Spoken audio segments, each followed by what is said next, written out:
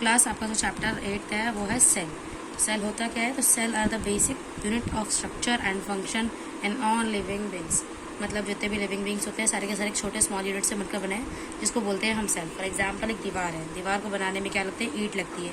तो ईंट को बार बार रिपीट करते हैं तब जाकर पूरी एक दीवार बनती है। वैसे ही हमारे ह्यूमन बींग्स में होता है एंड एनिमल्स में होता है कि जो भी आपका उनका बेसिक यूनिट होता है जिसके रिपीटेशन से पूरा बना है वो होते हैं आपके सेल। ये स्मॉल ब्लॉक्स को हम सेल बोलते हैं। अब नेक्स्ट है आपका कि सेल की डिस्कवरी किन्होंने करी?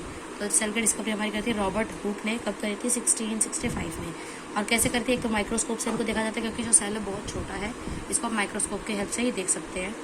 फिर अब इन्होंने कैसे डिस्कवर किया? तो उन्होंने क्या किया, एक स्लाइस लिया, कॉर्क होता है आपका जो पेड़ होता है उसके बाहर की जो स्टेम होती है, डेड होती है, उससे लिया था। तो इन्होंने डेड सेल की डिस्कवरी करी थी रॉबर्ट हुक ने। कब करी थी? 1665 में। यहाँ पे आपको मेंशन भी कि डेड सेल था। और इनको इन्होंने सीरियसली बोला क्योंकि ये छोटे छोटे हनीकॉम जैसा स्ट्रक्चर दिख रहा था जिनके छोटे छोटे कंपार्टमेंट्स थे। उन कंपार्टमेंट्स को उन्होंने, ये रहे आपको कंपार्टमेंट्स, इन कंपार्टमेंट्स को इन्होंने सेल बोला। अब इसके बाद आता है आपका सेल थ्योरी। तो the concept that all living organisms whether plant और animal are made up of cell was elaborated by as cell theory. Cell theory में बताया गया है कि आपका जितने भी लिविंग थिंग्स होते हैं, चाहे वो प्लांट्स हो, एनिमल्स हो, सारे के सारे आपके सेल से बने हुए हैं। और ये बताया था जर्मन बॉटनिस्ट ने बताया था स्वीडन में। जूलॉजिस्ट थे वो सचुआन। अब यहाँ पे जो सेल थ्योरी वो दो चीज़ें कहती है। पहला है cell are structure and functional unit of all living things and second are cell arise by the division of pre existing cells. जो सेल्स होते हैं वो अपने आप को डिवाइड करते रहते हैं, पहले से ही जो सेल प्रेजेंट होता है बॉडी में वो अपने आप को डिवाइड करेगा और फिर ग्रोथ बढ़ाता है। इसके बाद आता है how to study cells. Cells को कैसे पढ़े? तो the cells are studied with the help of microscope की वजह से उनको देखते हैं और फिर हम उनको आइडेंटिफाई करते हैं, उनके वेरियस पार्ट्स को, वेरियस कॉन्स्टिट्यूएंट्स को कि उनके अंदर क्या है नहीं। इसके बाद आता है आपका वेरिएशन ऑफ सेल्स। अब आपके सेल्स जो है वो एक तरीके के नहीं होते हैं, नंबर्स के बेसिस पे अलग अलग होते हैं, शेप्स एंड साइज के बेसिस पे अलग अलग होते हैं। तो पहला है आपका उनके नंबर के बेसिस पे। नंबर के बेसिस पे सेल आपके 2 टाइप्स के होते हैं, unicellular and multicellular. Uni means होता है 1।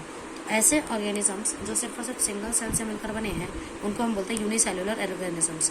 For example amoeba and paramecium are the unicellular organisms.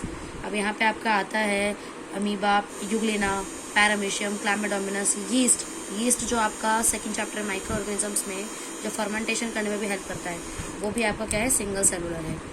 Uni means single and cellular means cell. ऐसे ऑर्गेनिजम्स जो सिंगल सेल से बने हैं उनको बोलते हैं हम यूनिसेलुलर ऑर्गेनिजम्स। तो यहाँ पे एक चीज़ और लिखी है कि ये जो है digest food, respire, excretes, grows and reproduce, ये सब का सब एक ही सेल से काम करते हैं। जैसे हमारी बॉडी में क्या है, अलग अलग काम के लिए अलग अलग फंक्शंस के लिए अलग अलग ऑर्गन्स प्रेजेंट है, पर जो आपके यूनिसेलुलर ऑर्गेनिजम्स होते हैं वो एक ही सेल से सारा काम करते हैं। और जो सबसे बड़ा सिंगल सेल है वो जो हमें दिखता है वो है एग। तो ऑस्ट्रिच का एक सबसे बड़ा एग है जो हमें नॉर्मल आइज से दिख जाता है, वरना जो माइक्रोस्कोपिक आई आपके होते हैं सेल्स होते हैं ये हमें नॉर्मल आई से नहीं दिखते, नेक्ड आई से नहीं दिखते हैं। इसके बाद आपका आता है मल्टी सेलुलर। तो मल्टी मीन्स होता है many and cellular means cell. तो ऐसे ऑर्गेनिज्म जो मोर देन 2 सेल से मिलकर बने हैं वो होते हैं मल्टी सेलुलर। फॉर एग्जांपल आपका lizard, hydra, human beings, animals, plants, ये सारे के सारे आपके मल्टी सेलुलर ऑर्गेनिजम्स हैं। अब यही जो मल्टी सेल्स होते हैं ये आपस में रिपीट करते हैं, तो सेल्स रिपीट कर करके बनाते हैं टिश्यू। ये आपका सेल है, सेल रिपीट होंगे तो टिश्यू बनेगा, टिश्यू से ऑर्गन्स बनते हैं, ऑर्गन से पूरा ऑर्गन सिस्टम, देन पूरा का पूरा ऑर्गेनिज्म तैयार होता है। तो ये स्टेप्स है कि कैसे ऑर्गेनिजम्स तैयार होता है, पूरा ऑर्गेनिज्म बनता है। इसके बाद आता है कि डाइवर्सिटी। अब जैसे कि पहले बताया गया था कि नंबर्स के बेसिस पे भी अलग अलग सेल्स होते हैं एंड शेप एंड साइज के बेसिस पे भी अलग अलग सेल्स होते हैं। तो अब आते हैं सेल शेप्स। तो अलग अलग शेप्स के सेल्स होते हैं आपके। एनिमल्स में अलग अलग सेल्स पाए जाते हैं, वाइट ब्लड सेल, मसल्स में अलग सेल्स होते हैं, नर्व सेल्स जो सेंसरी सेल्स भी कहे जाते हैं, fat cells, liver cells, red blood cells, egg cells, ये सारे के सारे आपके अलग अलग शेप्स के होते हैं। वाइट ब्लड सेल्स जो होते हैं यार एमोबॉइड बोला जाता है। एमोबॉइड इसलिए बोला जाता है क्योंकि अमीबा की तरह होता है जिसका कोई फिक्स शेप नहीं होता, साथ के साथ इनके भी स्यूडोपोडी होते हैं। फॉर एग्जांपल जैसे अमीबा है कहीं भी मूव कर सकता है, तो वैसे ही वाइट ब्लड सेल्स किधर भी मूव कर सकते हैं। मसल सेल्स जो होते हैं वो स्पिंडल शेप के होते हैं और पॉइंटेड होते हैं एंड से। यहाँ पे आप देख सकते हैं मसल सेल्स है, ये नर्व सेल्स है, ये लॉन्ग ब्रांच शेल होता है। आपका फैट सेल, आपका जैसे फैट के बबल्स होते हैं ना, बबल्स सेम वैसे ही दिखेगा। लीवर सेल भी सर्कुलर में होता है। वाइट ब्लड सेल हो गए, रेड ब्लड सेल्स, ये भी आपके सर्कुलर शेप में ही दिखते हैं। और साथ के साथ ये जो एग सेल्स लिखा है, एग आपका एक तो वो हो गया जो हैन ले करती है वो एग हो गया, और दूसरा फीमेल बॉडी में भी एग पाया जाता है जिसकी वजह से फर्टिलाइजेशन होता है एंड बेबी का फॉर्मेशन होता है। तो वो एग सेल्स यहाँ पे बात करी गई है। दूसरा है आपका प्लांट सेल्स। प्लांट सेल्स में गार्ड सेल्स होते हैं। गार्ड सेल्स होते हैं स्टोमेटा में। स्टोमेटा के जो छोटे छोटे पोर्स होते हैं, वहाँ लीव्स के जो पोर्स होते हैं उनको स्टोमेटा बोला जाता है। उनकी जो आउटर बाउंड्री होती है उसको गार्ड सेल्स बोला जाता है, जो ओपन या क्लोज होते हैं ताकि आपका जो गैसेस का एक्सचेंज और वाटर का एक्सचेंज हो सके। इसके बाद आपका आता है मेसोफिल सेल्स, जो कि आपके जिसकी वजह से लीव जो है वो लॉन्ग होती हैं और इसमें क्लोरोप्लास्ट भी होता है। फिर आता है जाइलम सेल्स। जाइलम सेल्स होते हैं मस्कुलर बंडल्स जो रूट्स में पाए जाते हैं और ये आपके क्या होते हैं, वाटर के ट्रांसपोर्टेशन में हेल्प करते हैं। फिर इसी ईयर आपके डिफरेंट सेल्स, ये आपका जाइलम सेल है, ये मेसोफिल सेल है जिसको हम फ्लोएम सेल्स भी बोल सकते हैं, ये आपका गार्ड सेल है। बाकी ये सारे के सारे जो आपके ह्यूमन सेल्स में आते हैं ये प्लांट सेल्स में आते हैं। ये साइज ऑफ सेल्स में कि साइज जो आपके सेल्स के वो अलग अलग टाइप से होते हैं। यहाँ पे जो सबसे छोटा है वो आपका रेड ब्लड सेल है, फिर किडनी सेल्स आते हैं, देन नर्व सेल्स है। नर्व सेल्स जो होते हैं वो 1 मीटर से भी ज़्यादा बड़े होते हैं। एग सेल्स जो है, एग आपका 17 सेंटीमीटर के बराबर जो क्लियरली विजिबल होता है। यूनिसेलुलर एल्गा, एल्गा आपकी होती है काई। जो आपकी काई होती है वो आपकी एसिबटलर, ये आपका 10 सेंटीमीटर से भी बड़ा होता है। The size of cells has no relation with the size of animal plant body. यहाँ पे बोला गया कि जो सेल है उसका किसी भी एनिमल से रिलेशन नहीं होता कि जैसे आपका एनिमल्स का हाइट बहुत ह्यूमन बींग होगा या कुछ जानवर जैसे एलिफेंट है वो थोड़ा बड़ा है, बहुत बड़ा है, तो उसके जो सेल्स होते हैं वो ऐसा नहीं है कि एनिमल अगर बड़ा है तो उसके जो आपके सेल के साइज होंगे वो भी ज़्यादा बढ़ेंगे, उसका साइज से कोई रिलेशन नहीं होता है। फिर आपके जो सेल्स होते हैं वो 2 टाइप्स के मेन आपके, ये आपका एनिमल सेल है और ये प्लांट सेल है। आप इसमें देख सकते हो कि डबल बाउंड्री, तो यहाँ पे जो सेल्स के पार्ट है वो अलग अलग है। तो यहाँ पे पहले हम सेल के पार्ट्स को मैं डिस्क्राइब कर देती हूँ कि कहाँ पे कौन सा होता है। ये आपका जो प्लांट सेल है, प्लांट सेल में डबल बाउंड्री है जैसे कि आपको विजिबल भी है, और जो एनिमल सेल है उसके पास सिंगल बाउंड्री है। तो जो डबल बाउंड्री उसका आउटर मोस्ट जो बाउंड्री है उसको हम बोलते हैं सेल वॉल। यहाँ पे आपको देखो रिटर्न भी है, सेल वॉल है ये। और जो अंदर वाली सेकेंड बाउंड्री होती है उसको बोलते हैं हम सेल मेम्ब्रेन, ये रहा सेल मेम्ब्रेन। और प्लांट सेल में जो आउटर मोस्ट बाउंड्री तो वही सेल मेम्ब्रेन होती है। अब यहाँ पे इन दोनों का अलग अलग फंक्शन है, थोड़ा लेटर डिस्क्राइब करूंगी। उसके बाद ये जो बीच वाला पार्ट है जो बाउंड्री के अंदर है, जेली लाइक स्ट्रक्चर होता है ये, इसको बोलते हैं हम साइटोप्लाज्म, जिसके अंदर सारे के सारे सेल्स के पार्ट्स प्रेजेंट होते हैं जिनको हम सेल ऑर्गेनेलीज कहते हैं। उसके बाद आपका आता है न्यूक्लियस। तो आपका जो सेल का सेंटर वाला पार्ट होता है वो न्यूक्लियस होता है। ये प्लांट सेल में यहाँ पे सिचुएटेड होता है न्यूक्लियस, एंड एनिमल सेल में सेंटर में सिचुएटेड होता है। जैसे यहाँ पे आपको दिख रहा है कि जो न्यूक्लियस है उसकी बाउंड्री प्रेजेंट है, यहाँ पे भी उसकी बाउंड्री है जो उसको सेपरेट कर रही है उसके बाहर के सराउंडिंग से। तो ऐसे सेल्स जिनकी न्यूक्लियर बाउंड्री प्रेजेंट होती है उनको यूकैरियोटिक सेल्स बोला जाता है, एंड ऐसे सेल्स जिनकी न्यूक्लियर बाउंड्री एब्सेंट होती है, प्रेजेंट नहीं होती, उनको बोलते हैं हम प्रोकैरियोटिक सेल। तो बैक्टीरिया जो है उसकी न्यूक्लियर बाउंड्री नहीं होती है, तो इस वजह से वो हो गया आपका प्रोकैरियोटिक सेल्स। यहाँ तक ठीक है। अब जो न्यूक्लियस होते हैं ये सेंटर ऑफ द आपका सेल होते हैं, तो इनको हम ब्रेन ऑफ द सेल भी बोलते हैं। जैसे हमारी बॉडी में हमारा ब्रेन होता है जो पूरी बॉडी का फंक्शन कंट्रोल करता है, वैसे ही सेल्स का जो आपका ब्रेन है वो आपका न्यूक्लियस होता है जो सेल के सारे फंक्शंस को कंट्रोल करता है। फिर यहाँ पे इसके अंदर जो ये सेल ऑर्गेनेलीज है इनके अलग अलग फंक्शंस है वो भी हमें भी डिस्क्राइब करेंगे। इसके बाद एक चीज़ और इन दोनों के बीच में नोटिस करने वाली बात है कि जो प्लांट सेल है उसका ये जो स्पेस है वो काफ़ी ज़्यादा बड़ा है, ये खाली जगह है, वैकेंट स्पेस है। इस स्पेस को हम बोलते हैं वैक्यूल।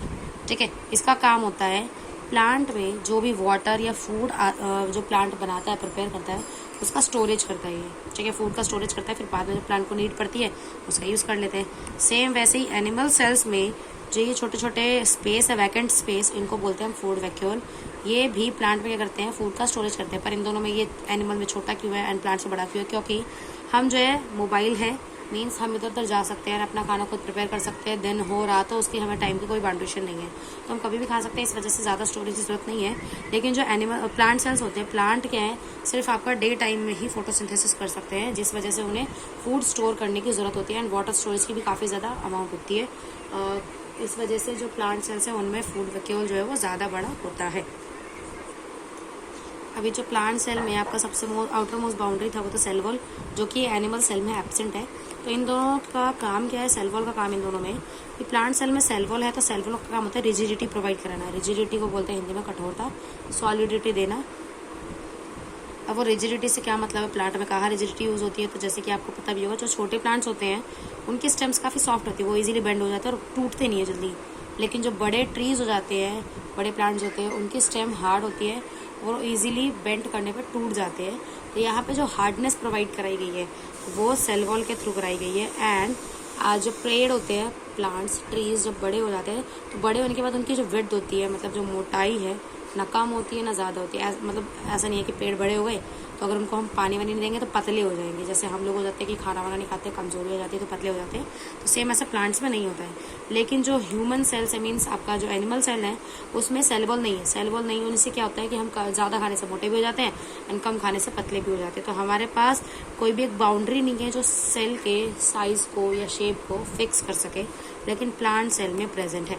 ये आपका मेन डिफरेंस है आपका सेल वॉल का दोनों के लिए, और दोनों का काम है कि सेल वॉल का क्या काम होता है। फिर नेक्स्ट आपका आता है सेल मेम्ब्रेन। तो सेल मेम्ब्रेन आपका दोनों में प्रेजेंट होता है, प्लांट सेल में भी एनिमल सेल में भी। तो दोनों में सेल मेम्ब्रेन का काम क्या, सेल मेम्ब्रेन को हम सेमी परमिएबल मेम्ब्रेन भी बोलते हैं। सेमी परमिएबल का मतलब होता है, सेमी मतलब होता है थोड़ा, मतलब आधा, ठीक है। परमिएबल मीन्स परमिट करना।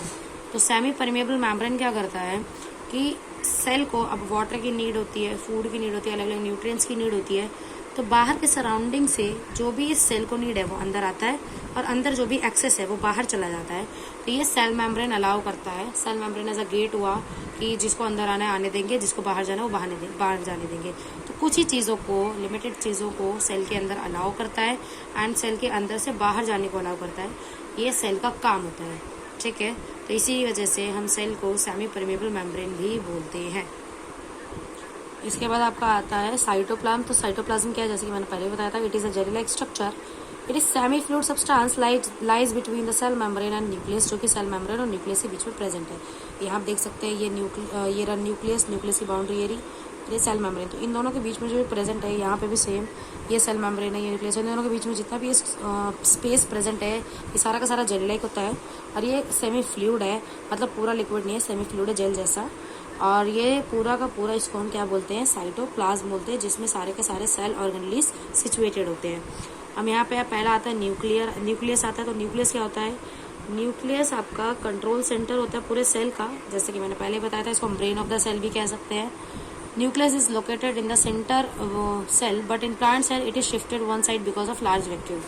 एनिमल सेल में बिल्कुल सेंटर में होता है, लेकिन जो प्लांट सेल है उसमें थोड़ा सा लार्ज वैक्यूल की वजह से राइट साइडेड शिफ्टेड होता है, या एक साइड किसी भी एक साइड शिफ्ट होता है। फिर न्यूक्लियर में आपका न्यूक्लियर एनवेलप आता है। It's around the nucleus. It is form two nuclear membrane, ये भी दो मेम्ब्रेन से मिलकर बना है, सेपरेट बाय सम स्पेस, जिनमें थोड़ा सा स्पेस होता है। The nuclear envelope is perforated. Perforated means होता है उनमें छेद है, पोर्स है, इनको बोलते हैं न्यूक्लियर पोर्स बोलते हैं, which allow the movement of certain materials in and out